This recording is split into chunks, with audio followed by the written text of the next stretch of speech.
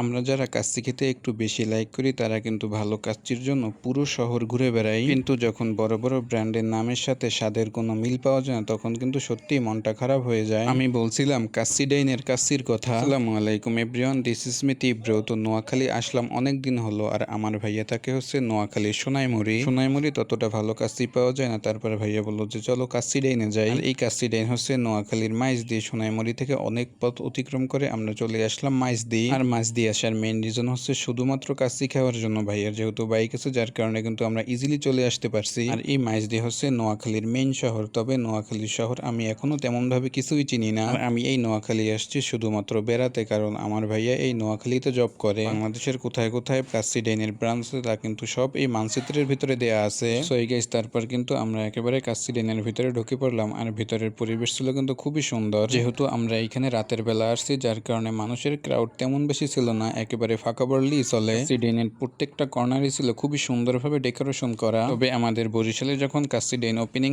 হওয়ার কিছুদিন পরেই আমি কাচ্চিডেইনে চলে গিয়েছিলাম। বরিশালের কাচ্চিডেইনেরও ডেকোরেশন ছিল খুবই সুন্দর, তবে কাচ্চি খেতে ছিল খুবই বাজে। এখন আমি ভাবছিলাম হয়তো বা ব্যস্ততার কারণে বা বরিশালে যেহেতু কাচ্চিডেইন নতুন ওপেনিং হয়েছে যার কারণে খাবার একটু বাজে হতেই পারে, এটাই স্বাভাবিক। তারপর আমি যখন নোয়াখালী বেড়াতে আসলাম তখন কিন্তু ভাইয়া আমাকে নোয়াখালী ব্রাঞ্চের কাচ্চিডেইনে নিয়ে আসলো। আর নোয়াখালী ব্রাঞ্চে আসার পর কিন্তু আমার কাছে মোটামুটি ভালোই লাগলো। আর এইটা হচ্ছে গিয়ে তাদের মেনু কার্ড থেকে আমি অর্ডার দিয়েছিলাম বাসমতি কাচ্চি, জালি কাবাব আর বাদামের শরবত। কাচ্চি অর্ডার করার পর আমি চলে গেলাম ওয়াশরুমে একটু ফ্রেশ হওয়ার জন্য। ফ্রেশ হয়ে আসতে আসতে দেখি কাচ্চি নিয়ে আসলো, তবে কাচ্চি ডিনের কোয়ান্টিটি আমার কাছে পারফেক্ট মনে হলো না। কাচ্চির যে মাটন ছিল, মাটন 2 পিসও ছিল খুবই ছোট ছোট। আমি যখন বরিশালের কাচ্চি ডিন থেকে কাচ্চি খেয়েছিলাম তখন কিন্তু সেই কাচ্চির কোনো টেস্ট ছিল না, কোনো ঘ্রাণ ছিল না। এই নোয়াখালী কাচ্চি ডিনে আসার পরও কিন্তু আমার সেম অভিজ্ঞতা হলো, কারণ এখানের কাচ্চিও কিন্তু আমার কাছে মোটেও ভালো লাগেনি। গোশত প্রপারলি সফট ছিল না, অনেক হার্ড ছিল। এই বাসমতি চালের কাচ্চি মুখে দেওয়ার পর কিন্তু আমি কাচ্চি কোনো ফিলই পেলাম না। তবে কাচ্চি ডিন বাংলাদেশের অনেক বড় একটা ব্র্যান্ড হওয়া সত্ত্বেও এই রকমের কাচ্চির টেস্ট আমি কখনো এক্সপেক্ট করিনি। সবশেষে এটাই বলবো যে এটা আমার ব্যক্তিগত মতামত। তবে কাচ্চি ডাইন থেকে যে কাচ্চি প্রপারলি টেস্ট সেটা আমি বরিশাল থেকেও পেলাম না, নোয়াখালী থেকেও পেলাম না। হয়তোবা এমনও হতে পারে আমার টেস্ট বাট একটু বেশি ডিমান্ডিং।